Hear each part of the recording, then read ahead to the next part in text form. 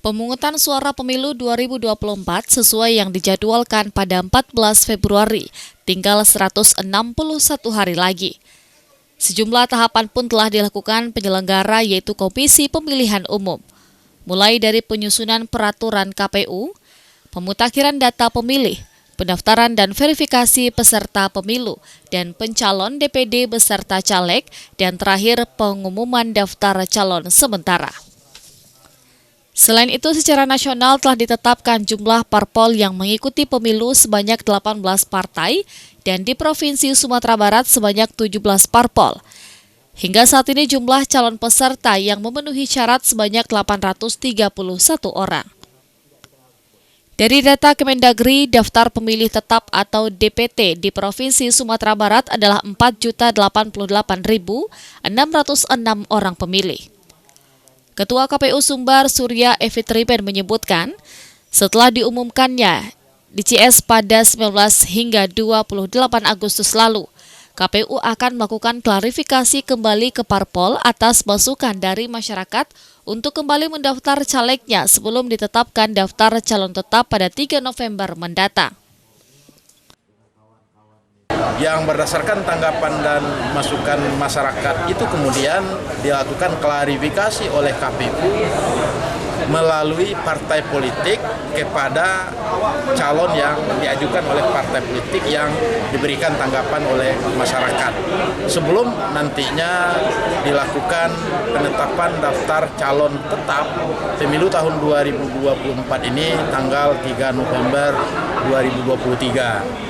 Barulah nanti setelah itu di tingkat nasional di bulan Oktober nanti kan ada tahapan pengajuan pasangan calon presiden dan wakil presiden yang akan ditetapkan sebagai pasangan calon presiden dan wakil presiden pada tanggal 25 November 2023. 3 hari setelahnya atau 23 hari setelah penetapan pasangan calon presiden dan wakil presiden atau 25 hari setelah penetapan daftar calon tetap legislatif, dimulailah masa kampanye pada tanggal 28 November 2023. Sementara itu, Komisioner Divisi Teknis Penyelenggaraan Pemilu Ori Sativa mengatakan, KPU Sumbar akan menunggu klarifikasi serta masukan dari masyarakat hingga tanggal 7 September besok.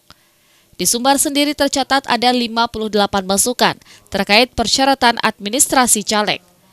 Ini KPU sedang menunggu klarifikasi terhadap tanggapan dan masukan masyarakat terhadap daftar calon sementara yang sudah kita umumkan. Jadi klarifikasi itu ditunggu KPU sampai besok.